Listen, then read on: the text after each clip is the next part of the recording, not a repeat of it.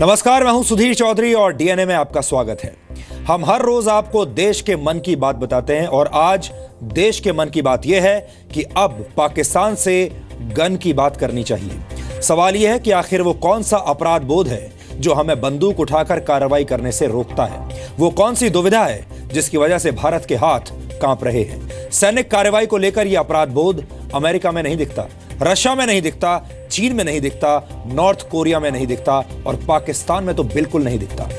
महाभारत के युद्ध से पहले अर्जुन के हाथ कांप रहे थे, लेकिन श्री कृष्ण ने अर्जुन को गीता उपदेश दिया और उसे अपना कर्म करने की सीख दी। भारत को भी आज गीता उपदेश से सीखने की जरूरत है। देश के 2 जवानों के शवों का अपमान सहने के बाद 72 घंटे में भारत ने इसकी कड़ी निंदा की है। पाकिस्तान की 3 चौकियों को तबाह करके उसके 7 सैनिकों को मारा है। शहीदों के शव का अपमान होने के सबूत भेजे हैं और पाकिस्तान के उच्चायुक्त को भारत के आक्रोश के बारे में सूचित किया है। लेकिन क्या ऐसे लचर रवैये से पाकिस्तान अपनी गलती मान लेगा? वो कौन सा डर है जो भारत को शस्त्र उठाने से रोकता है? भारत में 133 करोड़ लोग रहते हैं। भारत दुनिया का सबसे युवा देश है। भारत के पास दुनिया की तीसरी सबसे बड़ी सेना है। भारत दुनिया की सबसे तेजी से बढ़ने वाली अर्थव्यवस्था है और भारत दुनिया का सबसे बड़ा बाजार भी बनने जा रहा है। भारत को भविष्य की सुपर पावर कहा जाता है। ऐसे में भारत इतना मजबूर कैसे हो सकता है? अमेरिका को आतंकवादियों के बारे में जैसे ही सूचना मिलती है, वो अफगानिस्तान में जाकर बम गिरा देता है। ओसामा बिन लादेन को पाकिस्तान में घुसकर मारता है। लेकिन हम निवेदन और याचिका वाले मोड में ही रहते हैं। आज भारत के 133 करोड़ लोगों के मन की बात यह है कि पाकिस्तान से सविनय निवेदन करने से और पत्राचार के जरिए सबूत भेजने से कुछ नहीं होगा। पाकिस्तान सामने हो तो उसका इलाज करने के लिए गन से बात करनी चाहिए। ऐसा क्यों नहीं होता? भारत की यह दुविधा और परमाणु शक्ति से जुड़ा अपराध बोध एक विश्लेषण की मांग करता है। मजबूत इच्छा शक्ति क्या होती है? हार न मानने वाला जज्बा क्या होता है? दुश्मन को उसी की भाषा में जवाब देने का मतलब क्या होता है? इसे समझने के लिए आज आपको चेतन चीता की बातें सुननी चाहिए। चेतन चीता सीआरपीएफ की 45वीं बटालियन के कमांडेंट हैं। एक ऑपरेशन के दौरान उन्हें 9 गोलियां लगी थी और वो कई दिनों तक कोमा में रहे, लेकिन उन्होंने अपने जज्बे से मौत को हरा दिया। आज हमने चेतन चीता का एक इंटरव्यू किया है और इस इंटरव्यू में भी उन्होंने देश विरोधी ताकतों के खिलाफ पोजीशन ली हुई है। और इसके बाद हम भारत में मीडिया को मिली हुई आजादी और उसके दुरुपयोग का एक डीएनए टेस्ट करेंगे। आज वर्ल्ड प्रेस फ्रीडम डे है और इस मौके पर यह विश्लेषण आपको बताएगा कि भारत सहित दुनिया के तमाम देशों में सही तथ्यों और सच्ची खबरों पर झूठ का पर्दा कैसे डाला जाता है और झूठ की चाशनी में डूबी फेक न्यूज को पहचानने के लिए यूरोप में किस तरह के अभियान चलाए जा रहे हैं। आने वाले समय में तकनीक की मदद से झूठी खबरों को पकड़ा जा सकेगा। ये काम कैसे होगा आज हम आपको बताएंगे ताकि आप भी भविष्य में फेक न्यूज को पकड़ सकें। लेकिन सबसे पहले आज की तमाम बड़ी खबरें देख लेते हैं नॉन स्टॉप न्यूज में। भारत ने कहा है कि एलओसी पर सैनिकों के साथ बर्बरता में पाकिस्तानी सैनिकों के शामिल होने के पुख्ता सबूत हैं। विदेश मंत्रालय के मुताबिक एलओसी पर मिले खून के धब्बे इस बात की तरफ इशारा करते हैं कि कायराना हमले को अंजाम देने वाले लोग पीओके से आए थे और वहीं वापस चले गए।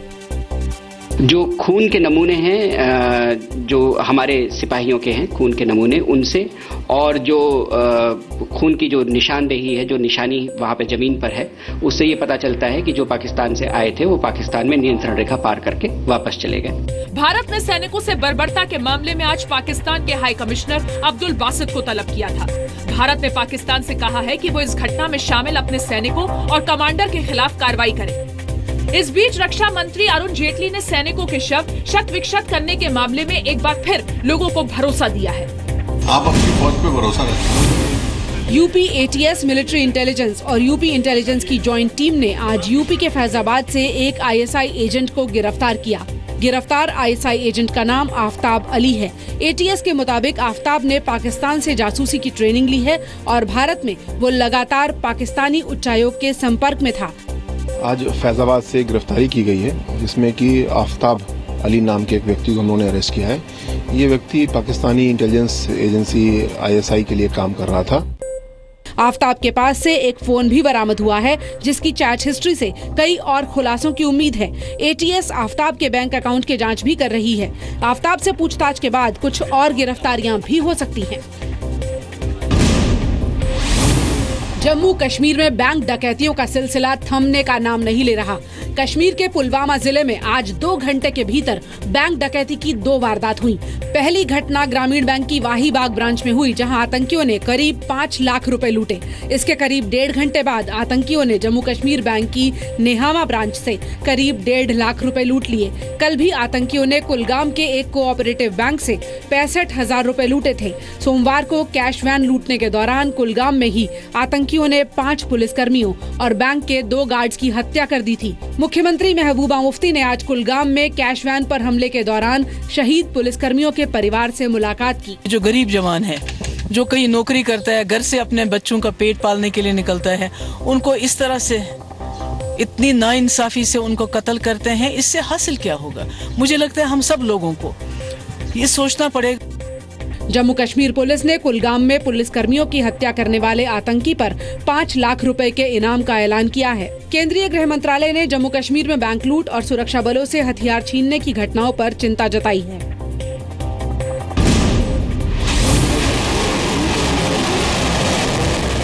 भारत ने आज जमीन से जमीन पर मार करने वाली ब्रह्मोस मिसाइल के एडवांस वर्जन का 4था सफल परीक्षण किया।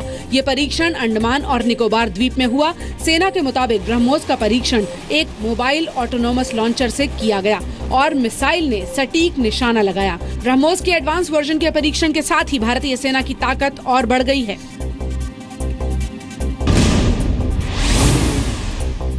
राष्ट्रपति और उपराष्ट्रपति चुनाव को लेकर कांग्रेस विपक्ष को एकजुट करने में जुट गई है। सूत्रों के मुताबिक कांग्रेस दोनों पदों पर विपक्ष का साझा उम्मीदवार उतारने की तैयारी में है। कांग्रेस अध्यक्ष सोनिया गांधी ने आज इस सिलसिले में नेशनल कॉन्फ्रेंस के नेता उमर अब्दुल्ला से मुलाकात की। दूसरी तरफ सोनिया गांधी ने समाजवादी पार्टी के संरक्षक मुलायम सिंह यादव और आरजेडी अध्यक्ष लालू यादव से फोन पर बात की। कांग्रेस उपाध्यक्ष राहुल गांधी ने समाजवादी पार्टी के अध्यक्ष अखिलेश यादव से फोन पर बात की। सोनिया जल्द ही बीएसपी अध्यक्ष मायावती और पश्चिम बंगाल की सीएम ममता बनर्जी से भी मिलेंगी। एक ऐसे उम्मीदवार का चयन राष्ट्रहित में होगा जो अपने आप में देश में इन सब बातों को प्रतिबिंबित करने का उदाहरण बन पाएगा। प्रधानमंत्री मोदी ने आज केदारनाथ मंदिर के दर्शन किए। आज ही सुबह 8:50 पर मंदिर के कपाट खुले। पीएम मोदी ने करीब 20 मिनट तक पूजा अर्चना की। प्रधानमंत्री मोदी ने गर्भगृह में भगवान शिव का रुद्राभिषेक भी किया। दर्शन के बाद प्रधानमंत्री मोदी ने सुरक्षा घेरा तोड़कर लोगों से मुलाकात की। इस दौरान प्रधानमंत्री मोदी ने भीड़ में एक बच्चे से मराठी में बात की। ट्विटर पर किए गए एक सवाल के जवाब में प्रधानमंत्री मोदी ने लिखा कि उन्होंने भगवान शिव से भारत का विकास और प्रत्येक भारतीय की प्रगति की मनोकामना की। प्रधानमंत्री होते हुए केदारनाथ आने वाले मोदी तीसरे प्रधानमंत्री हैं। इससे पहले इंदिरा गांधी और वीपी सिंह पीएम के तौर पर वहां जा चुके हैं। योग गुरु रामदेव ने आज प्रधानमंत्री मोदी को राष्ट्रऋषि सम्मान दिया। प्रधानमंत्री ने आज हरिद्वार में पतंजलि रिसर्च इंस्टीट्यूट का उद्घाटन किया। अखंड प्रचंड पुरुषार्थ करने वाला पहला महामानव देखा है। हम पुनः अभिनंदन करते हैं ऐसे कर्म योगी का। पुनः मोदी जी को हम एक राष्ट्र ऋषि के रूप में गौरवान्वित महसूस कर रहे हैं, उनको सम्मानित करके। इस मौके पर पीएम मोदी ने कहा कि बाबा रामदेव ने योग को आंदोलन बना दिया। एक प्रकार से ये हिंदुस्तान की सेवा कर रहे हैं। हजारों साल से हमारे ऋषियों मुनियों ने जो तपस्या की है, जो प्राप्त किया है, वो दुनिया को बांटने के लिए निकले हैं, वैज्ञानिक अधिष्ठान पर निकले हुए हैं। 200 करोड़ रुपए की लागत से तैयार पतंजलि के आयुर्वेद रिसर्च सेंटर में करीब 200 वैज्ञानिक अलग अलग जड़ी बूटियों पर रिसर्च करेंगे। ये देश का सबसे बड़ा आयुर्वेदिक रिसर्च सेंटर है।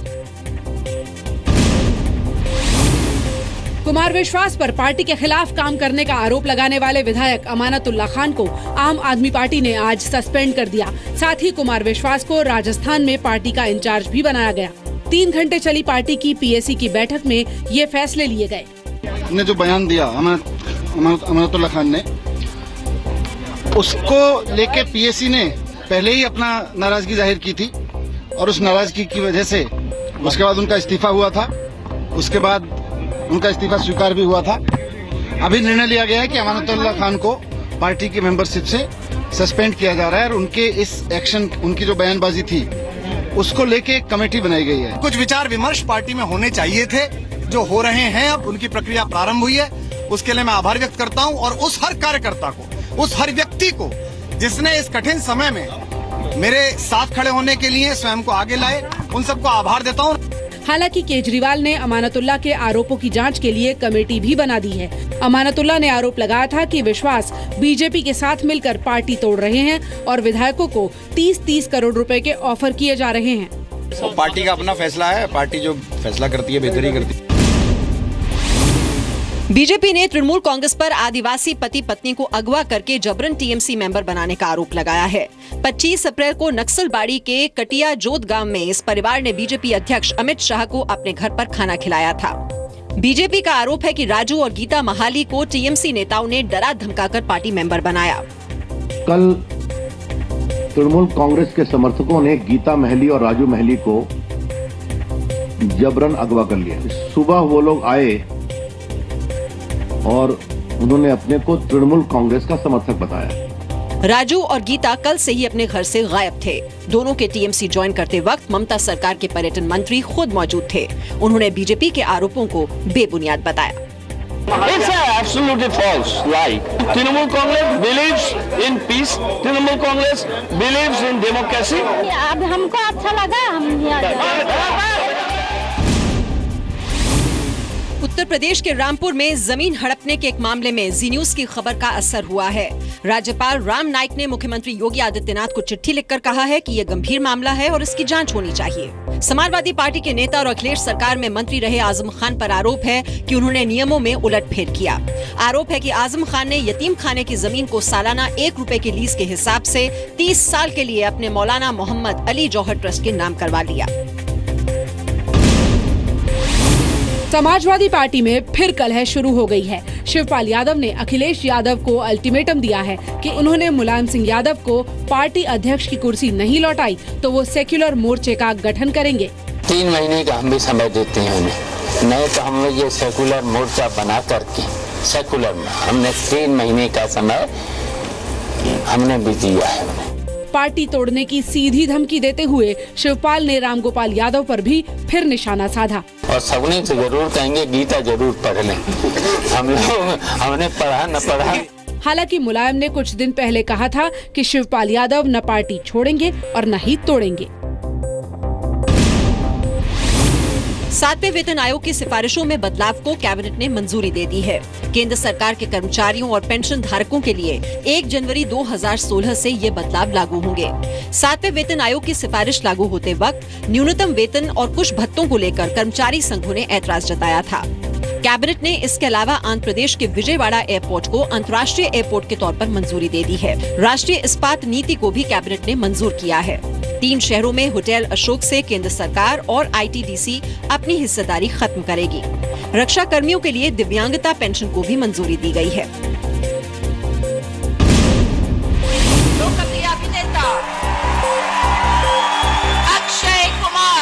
अभिनेता अक्षय कुमार को फिल्म रुस्तम के लिए बेस्ट एक्टर के राष्ट्रीय फिल्म पुरस्कार से सम्मानित किया गया। रुस्तम में अक्षय कुमार ने नेवी ऑफिसर की भूमिका निभाई थी। विज्ञान भवन में अक्षय कुमार के साथ उनकी पत्नी ट्विंकल खन्ना और बेटे आरव भी मौजूद थे।